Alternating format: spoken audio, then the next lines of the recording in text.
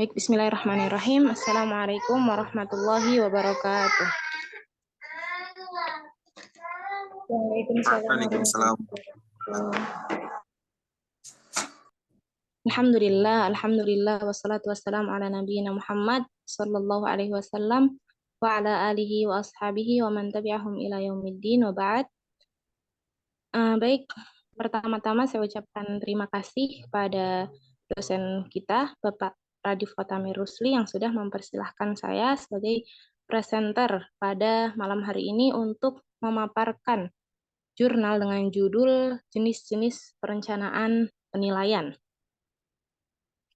Baik, tentunya ketika kita ingin memulai sesuatu, kita harus tahu apa itu sebenarnya perencanaan penilaian, gitu ya. Jadi, perencanaan penilaian itu adalah dokumen yang memberikan informasi tentang bagaimana penilaian akan tersusun, serta apa yang dilibatkan dan kriteria penilaian yang akan dinilai oleh penilaian. Jadi, perencanaan penilaian itu adalah yang nantinya akan memberikan informasi kepada guru, ya, yang mana nanti dari situ itu bisa ada timbal balik, ya, yang diberikan supaya guru ini tidak hanya memberikan materi tapi juga menyempurnakan apa yang dia sampaikan dan mengetahui kompetensi yang di uh, di yang dilakukan oleh murid seperti itu ya. Kemudian di sini sedangkan menurut Marches ya, sini menyatakan bahwa rencana penilaian itu merupakan dokumen yang menguraikan data empiris apa yang akan dilakukan oleh siapa yang melaksanakan, ya misalkan guru di sini ya. Kemudian waktu penilaian untuk menilai setiap hasil pembelajaran, kemudian proses yang dilakukan untuk meninjau data, kebijakan, dan prosedur untuk membimbing diskusi dan umpan balik hasil peserta yang mana modifikasinya itu untuk meningkatkan pembelajaran. Nah, jadi perencanaan penilaian ini juga dilakukan supaya pembelajaran itu tidak stuck di situ saja ya, tapi ada peningkatan dalam pembelajaran. Nah, kemudian apa fungsi dan tujuan dari penilaian? Tentunya perencanaan penilaian ini dilakukan tidak hanya dengan cuma-cuma.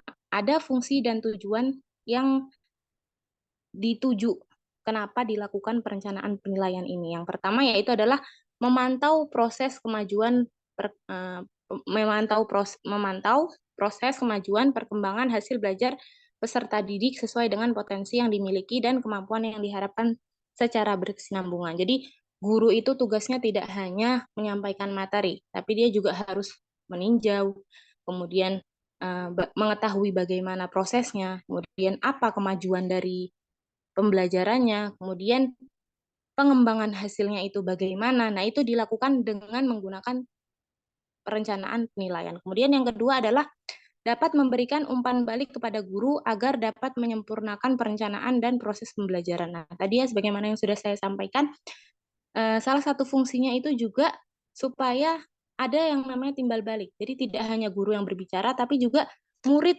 yang menghasilkan sesuatu. Artinya ketika guru itu sudah menyampaikan materi, maka apakah si anak ini paham dengan apa yang disampaikan? Misalkan pelajaran olahraga gitu ya. Nah, dengan adanya perencanaan penilaian, maka guru itu tahu bahwa oh si anak ini sudah bisa mengikuti gerakan-gerakan yang dilakukan misalkan, atau kompetensinya misalkan dia harus bisa berlari atau berlari di tempat. Nah, si anak ini bisa. Nah, itu diketahui dari mana? Dari perencanaan penilaian seperti itu. Sehingga ketika ada kekurangan, maka guru menyempurnakan. Kemudian yang ketiga adalah memeriksa seberapa baik seorang murid memenuhi tujuannya. Jadi ini juga tujuannya dilaksanakan perencanaan penilaian itu juga untuk memeriksa seberapa baik seorang murid bisa memenuhi tujuannya atau mencapai materi yang disampaikan seperti itu. Baik, selanjutnya ada untuk melaksanakan perencanaan penilaian, kita perlu mengetahui prinsip-prinsip penilaian. Nah, di sini ada yang pertama prinsip validitas. Nah, validitas di sini berarti menilai apa yang seharusnya dinilai dengan menggunakan alat yang sesuai untuk mengukur kompetensi. Artinya tadi ketika kita bilang pelajarannya adalah pelajaran penjaskes, tapi dan kompetensi yang harus dilakukan siswa itu misalkan adalah mempraktekkan skor jam misalkan ya. Nah, maka praktek ini penilaiannya tidak bisa dilakukan dengan tes tulis. Kenapa? Karena ya itu tadi kompetensinya dia harus bisa skor jam. Maka yang dilakukan adalah tes unjuk kerja atau praktek seperti itu ya. Kemudian yang kedua adalah prinsip reliabilitas. Nah, prinsip reliabilitas itu berkaitan dengan konsistensi hasil penilaian. Yang mana di sini ketika kita melakukan penilaian itu penskorannya harus jelas. Misalkan seorang siswa ya mau mengikuti ujian hafalan. Di sini setiap guru yang menguji itu harus tahu skornya. Ketika dia salah satu, maka pengurangan poinnya itu berapa? Misalkan salah satu pengurangan poin 2 dari nilai 100. Nah, semuanya harus sama seperti itu. Maka ini yang disebut dengan prinsip reliabilitas. Kemudian yang ketiga adalah prinsip menyeluruh. Nah, prinsip menyeluruh di sini dimaksud adalah ketika ada penilaian, maka tidak cukup dengan satu penilaian saja. Misalkan sebuah sekolah melaksanakan ujian, apakah cukup hanya dengan tes tulis? Nah, tidak ya. Tentunya beberapa sekolah juga melaksanakan ujian tes atau ujian praktek, kemudian juga ujian lisan. Nah, ini yang dinamakan prinsip menyeluruh sehingga bisa tergambarkan profil kompetensi peserta didik dari dari penilaian tersebut. Kemudian yang keempat ada prinsip berkesinambungan. Nah, di sini prinsip berkesinambungan artinya tidak bisa misalkan sebuah lembaga ataupun seorang guru itu menguji muridnya hanya satu kali. Sedangkan setelah itu guru masih terus memberikan materi, tidak ya. Jadi harus berkesinambungan. Misalkan di kelas 1 ada ujian tengah semester, kemudian ujian akhir semester, kemudian di kelas 2-nya juga ada lagi ujian tengah semester, kemudian ujian akhir semester, begitu terus berkesinambungan. Kemudian yang kelima adalah prinsip objektif. Nah, penilaian harus dilaksanakan secara objektif, artinya penilaian harus adil, terencana, dan juga menerapkan kriteria yang jelas sehingga semua yang memberikan penilaian itu sama dan tidak berbeda-beda. Kemudian prinsip mendidik. Nah, prinsip mendidik itu artinya ketika seorang guru ataupun seorang pendidik itu sudah melakukan penilaian, maka harus ada asar ataupun bekas dari itu. Efeknya ya, misalkan guru melakukan tes atau memberikan tugas kepada siswa, tapi kemudian dia hanya membiarkan begitu saja, tidak ada penilaian, tidak ada, nah itu salah ya, karena di sini harus ada prinsip mendidik, artinya ketika dia sudah memberikan tugas, maka harus dia koreksi, kemudian ketika ada kesalahan, maka dia harus membenarkan, seperti itu. Baik, selanjutnya, di sini ada jenis-jenis perencanaan penilaian. Nah, yang pertama di sini ada perencanaan penilaian oleh pendidik. Nah, perencanaan penilaian oleh pendidik ini biasanya diawali dengan berkumpulnya para guru pelajaran ya di awal tahun, kemudian juga melaksanakan pengembangan indikator pencapaian kompetensi dasar, kemudian penyusunan rancangan penilaian, kemudian pembuatan rancangan program remedial, kemudian penetapan kriteria ketuntasan minimal atau KKM untuk masing-masing pelajaran. Nah, kemudian pada awal semester pendidik ini juga harus menginformasikan berapa KKM-nya, kemudian apa silabusnya, kemudian bagaimana penilaiannya, kriteria penilaian kepada peserta didik. Kemudian guru juga melakukan pengembangan indikator penilaian kisi-kisi, kemudian instrumen penilaian yang berupa tes, pengamatan, penugasan, dan sebagainya. Dan juga harus membuat pedoman penskoran. Itu yang dilakukan untuk perencanaan penilaian oleh pendidik. Kemudian yang kedua di sini ada perencanaan penilaian oleh satuan pendidikan. Nah, maka satuan pendidikan harus melakukan kegiatan yang meliputi rapat dewan pendidikan satuan pendidikan, kemudian melakukan pendataan KKM ya setiap mata pelajaran, kemudian menentukan kriteria kenaikan kelas bagaimana, kemudian menentukan kriteria nilai akhir kelompok, semua mata pelajaran ya. Kemudian penentuan kriteria kelulusan ujian sekolah dan juga melakukan koordinasi ulangan tengah semester, kemudian ulangan akhir semester, dan juga ulangan kenaikan kelas. Nah, kemudian yang kedua juga harus membentuk tim untuk menyusun instrumen penilaian, ya baik itu pada ulangan tengah semester, ulangan akhir semester, ataupun ulangan kenaikan kelas. Kemudian yang terakhir ini ada perencanaan penilaian oleh pemerintah. Nah, jadi di sini perencanaan penilaian oleh pemerintah itu dilakukan meliputi kegiatan yang pertama ada pengembangan SKL untuk mata pelajaran yang diujikan dalam UN. Kalau sekarang sudah tidak ada UN ya. Kemudian menyusun dan menetapkan spesifikasi tes UN berdasarkan SKL, mengembangkan dan memvalidasi perangkat tes UN, kemudian menentukan kriteria kelulusan UN. Seperti itu. Selanjutnya, nah kita juga harus tahu bagaimana karakteristik dari penilaian.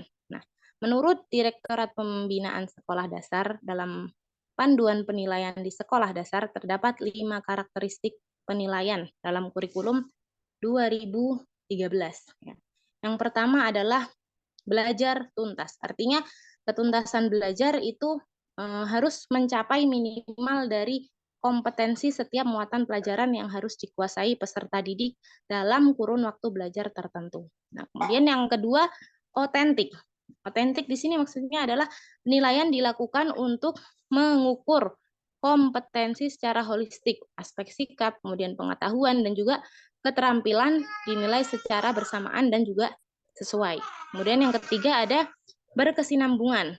Nah, penilaian berkesinambungan ini dimaksud sebagai penilaian yang dilakukan secara terus-menerus. Kemudian yang keempat ada menggunakan bentuk dan teknik penilaian yang bervariasi.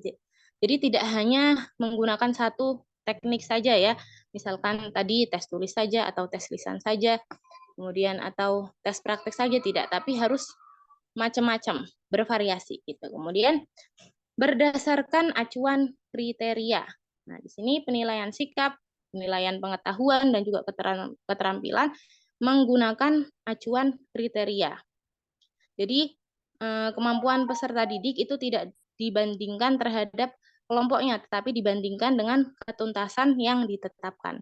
Jadi misalkan ada satu kelompok, jadi A tidak dibandingkan dengan B, tapi dibandingkannya dengan ketentuan yang sudah ditetapkan, kriteria, acuan kriteria, dari acuan kriteria seperti itu. Kemudian selanjutnya, itu tadi karakteristik penilaian dari kurikulum 2013. Nah, di sini ada karakteristik penilaian menurut Nana Sujana. Yang pertama di sini adalah konsisten kegiatan belajar mengajar menggunakan kurikulum. Artinya harus ada kurikulum dalam pembelajaran tersebut. Kemudian keterlaksanaannya oleh guru. Nah, artinya guru ini menerapkan kurikulum yang sudah ada. Ya.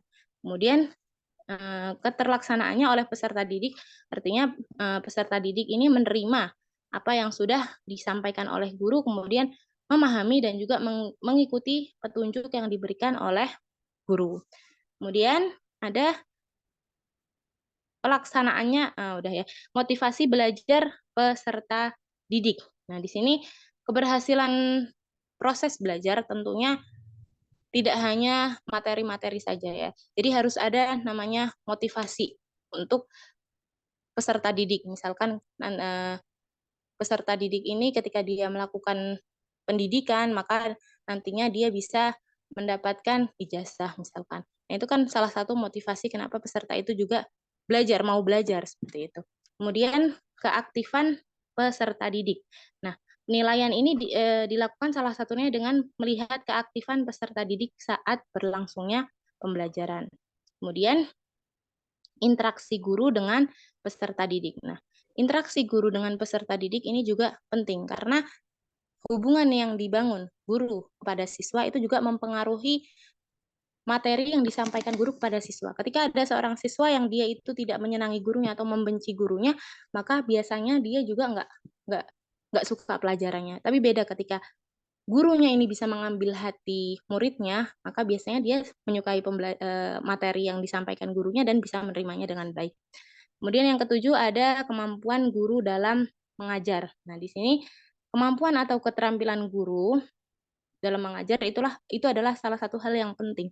Saat guru itu menyampaikan pelajaran dengan monoton, datar, atau membaca buku, maka murid-murid yang mendengarkan tentu akan mengantuk. Beda dengan guru yang dia mempraktikannya dengan intonasi yang naik turun, kemudian juga dipraktekkan secara gerakan, atau misalkan menggunakan alat bantu lain. Ini akan lebih seru lagi seperti itu.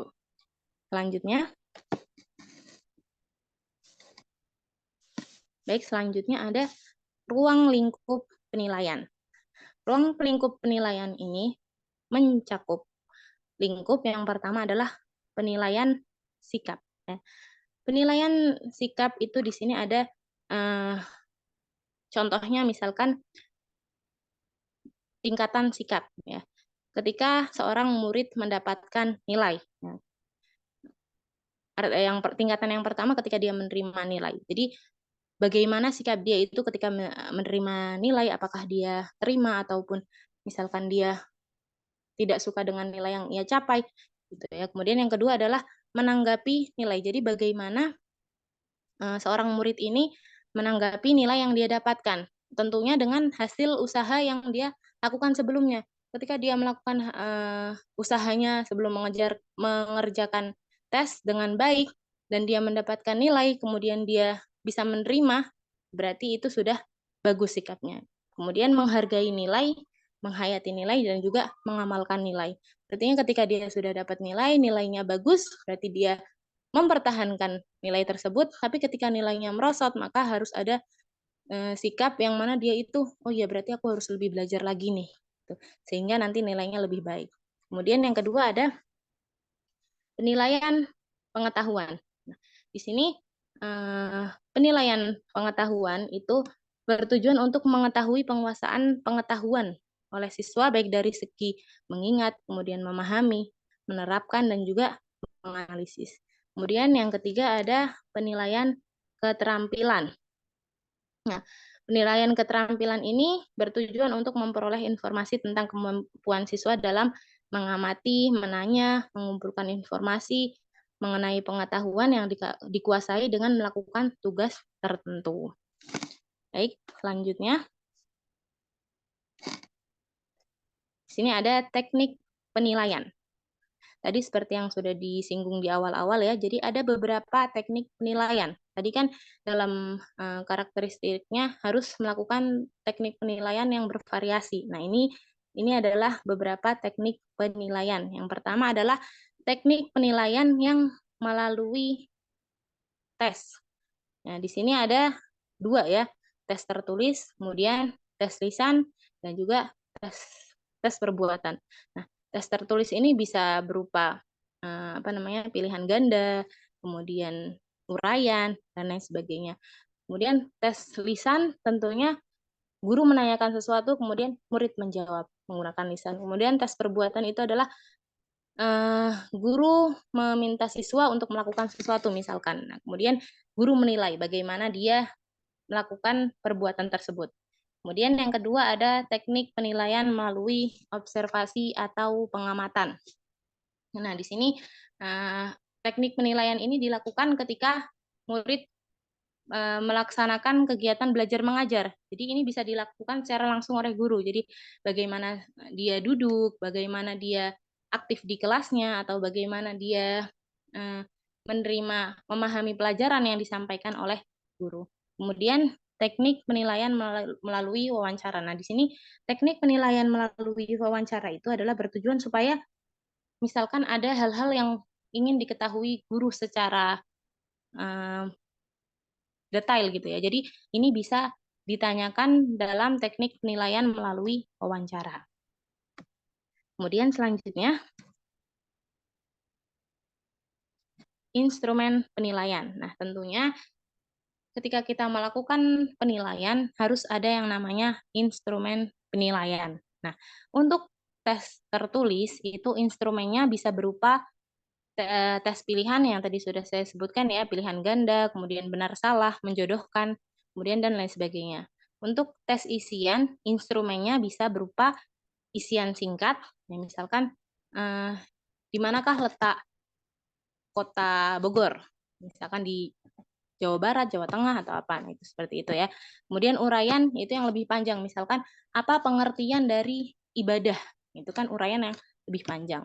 Kemudian tes lisan. Nah, untuk tes lisan ini instrumennya tentu menggunakan daftar pertanyaan. Jadi dalam instrumen tersebut sudah ada beberapa pertanyaan yang harus dijawab oleh siswa secara langsung melalui lisannya ya. Kemudian tes praktek. Nah, untuk tes praktek ini instrumennya menggunakan tes identifikasi dan juga tes simulasi. Misalkan praktek sholat. Nah, harus ada lembarnya yang menunjukkan penilaiannya bagaimana, misalkan apakah rukuknya sudah benar, kemudian bagaimana sujudnya, bagaimana takbirnya, bagaimana urutan dalam sholat, dan lain sebagainya. Kemudian penugasan individu atau kelompok. Nah, instrumennya itu berupa PR ya, pekerjaan rumah ataupun project. Misalkan nanti kalian di rumah silahkan kerjakan ini. Atau guru memberikan tugas di rumah menghafalkan ayat 1, misalkan surat Al-Baqarah ayat 1 sampai 10 seperti itu ya. Kemudian berikutnya ada penilaian portofolio. Nah, untuk penilaian portofolio ini instrumennya menggunakan lembar penilaian portofolio. Kemudian penilaian diri. Nah, untuk penilaian diri itu menggunakan kuesioner atau lembar penilaian diri. Nah, kalau ini biasanya ketika ada psikotes gitu ya, penilaian diri. Nah, jadi sehingga nanti ketika seorang murid mau masuk ke sekolahnya atau apa, nah guru yang tadinya belum tahu mengenai murid tersebut bisa terbantu dari penilaian diri. Gitu. Kemudian ada penilaian antar teman. Nah, untuk penilaian antar teman ini, instrumen yang digunakan adalah lembar penilaian antar teman yang disesuaikan dengan apa yang dibutuhkan oleh penilai. Misalkan pengen tahu bagaimana hubungan si A dengan si B, nah berarti pertanyaan-pertanyaan yang ada itu disesuaikan dengan itu. Gitu ya. Itu saja mungkin yang bisa saya sampaikan. Silahkan apabila ada yang ingin ditanyakan.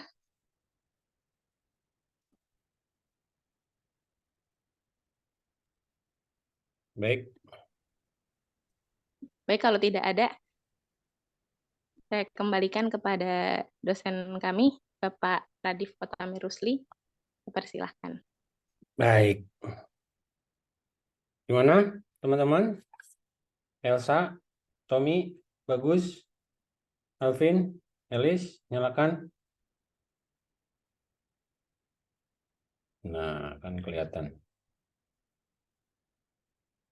Nggak ada pertanyaan? Jelas?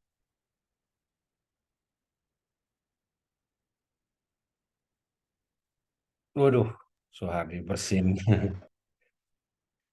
Alhamdulillah, yarhamukallah, yahdikumullah, yuslih ba'alakum. Siap mensukseskan, Sat. Alhamdulillah. Tadi ada kerangka acuan kriteria. Paham nggak itu? Kerangka acuan kriteria. Mudah-mudahan paham semua ya. Jadi gimana membandingkan dengan kelompok itu gimana? Tadi Alfa?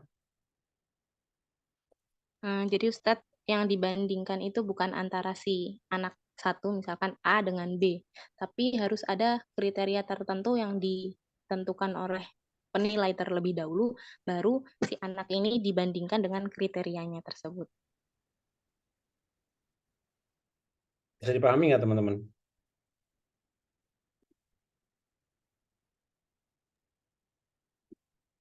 Bisa dipahami nggak? Mencari perbandingan yang lain dulu, Sat ya. Baru nanti ada totalannya, baru dibandingkan dengan anaknya. Oke, jadi begini. Ada dua penilaian. Yang pertama PAP, penilaian acuan panduan acuan penilaian, itu kriteria. Yang kedua PAN, PAN, penilaian acuan normatif. Nah, normatif itu adalah jadi kita sekarang berapa orang nih? Sekarang kita 9 orang ya. 10 dengan saya. Nah, 9 orang ini nanti bentuknya akan berbentuk, kemarin udah saya bahas kan? Belum? Belum ya? Belum, Ustaz. Belum. Jadi bentuknya itu begini. Saya share ya, bentar ya.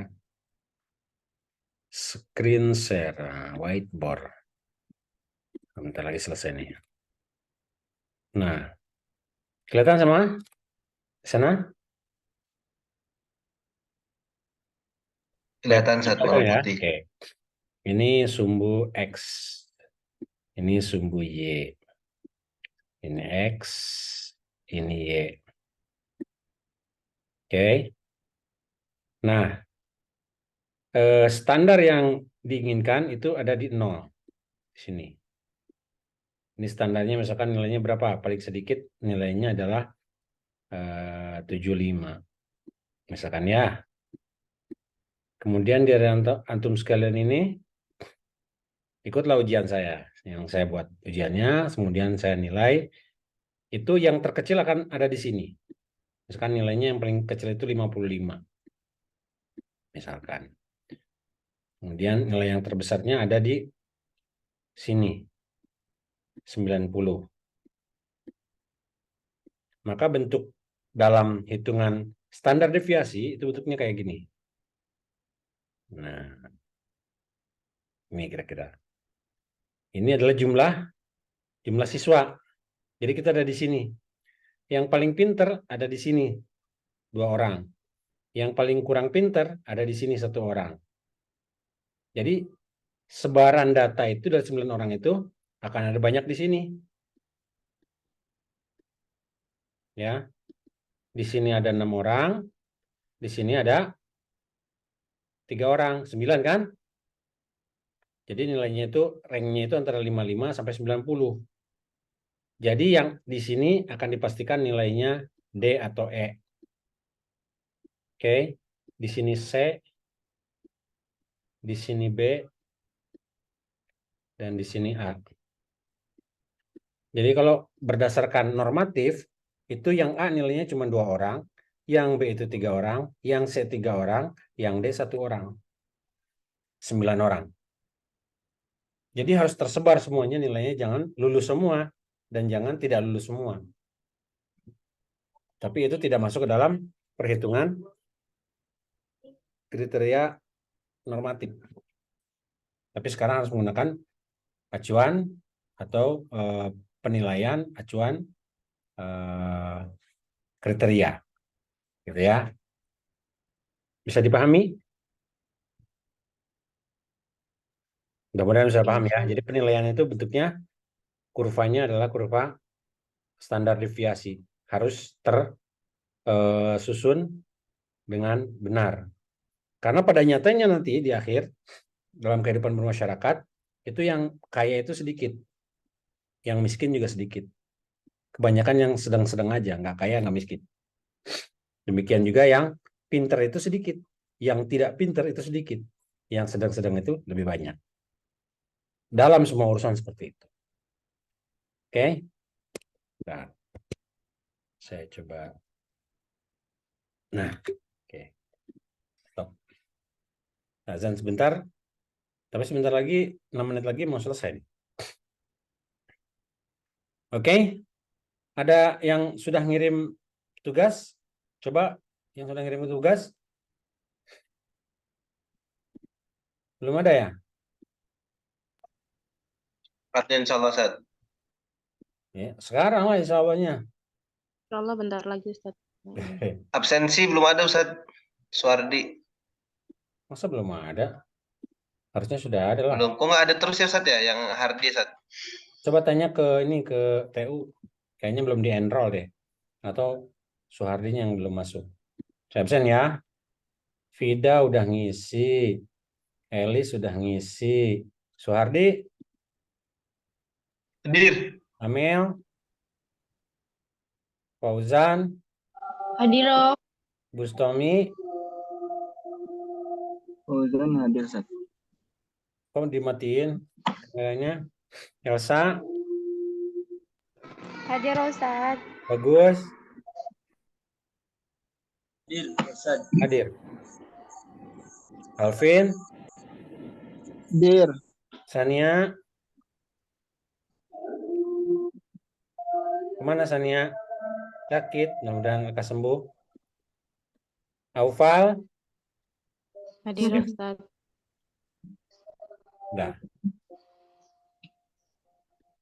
udah azan di sini. Sebetulnya saya ingin membahas tentang makalah, tapi belum ada contohnya, jadi belum bisa saya bahas. Dalam minggu ini ya, mudah-mudahan segera diselesaikan.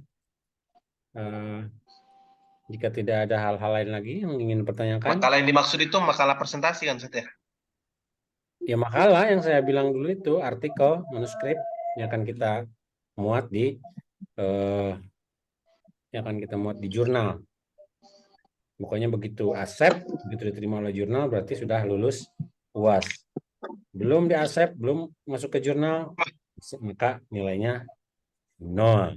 Saya nggak pakai UAS. Kali ini saya pakai Ustaz kali, Ustaz. ya, pakai jurnal. Ke depan mungkin kita nggak pakai skripsi lagi, tapi harus pakai jurnal. Bisa ya, insya Allah bisa. Apalagi yang paling mudah itu bikin jurnalnya pakai bahasa Inggris atau pakai bahasa Arab, kirim ke luar negeri. Saya kasih nilainya A+. Tahu. Demikian, terima kasih Aufal atas presentasinya, cukup baik.